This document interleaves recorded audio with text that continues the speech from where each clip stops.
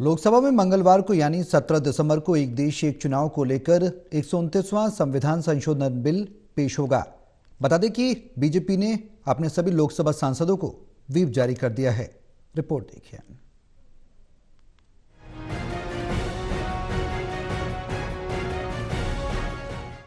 लोकसभा में यह बिल इससे पहले सोमवार यानी 16 दिसंबर को पेश होने वाला था, लेकिन फिर संशोधित कार्यसूची से इसे हटा दिया गया था। इससे पहले शुक्रवार को जारी की गई कार्यसूची में कहा गया था कि सोमवार को लोकसभा में ये बिल रखा जाएगा, मगर एक राष्ट्र एक चुनाव का ये बिल सोमवार को लोकसभा में पेश नहीं किया गया था।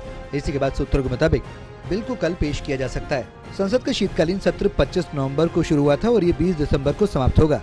पीएम मोदी की कैबिनेट ने one nation one election bill को 12 दिसंबर को मंजूरी दी थी। इस विधेयक में 2034 के बाद एक साथ चुनाव कराने का प्रस्ताव है।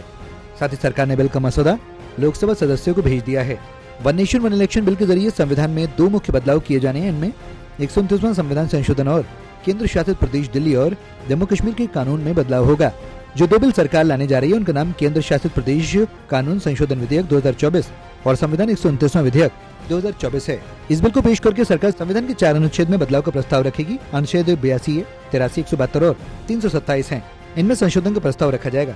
इसके तहत अनुच्छेद 82 संविधान संशोधन विधेयक में एक नया आर्टिकल शामिल करना और आर्टिकल 83, आर्टिकल 172, आर्टिकल 327 संशोधन का प्रस्ताव में संशोधन करना शामिल है। संविधान के आर्टिकल 327 में निर्वाचन क्षेत्रों का परिसीमन शब्दों को एक साथ चुनाव कराना शब्दों से बदल दिया जाएगा। देश में एक साथ एक चुनाव कराने के लिए रामनाथ कोविंद की अध्यक्षता में 2 सितंबर 2023 को एक समिति बनाई गई थी। समिति ने पूरे देश भर में एक साथ चुनाव कराने के लिए 14 मार्च 2024 को राष्ट्रपति को अपनी सिफारिशें सौंपी थीं।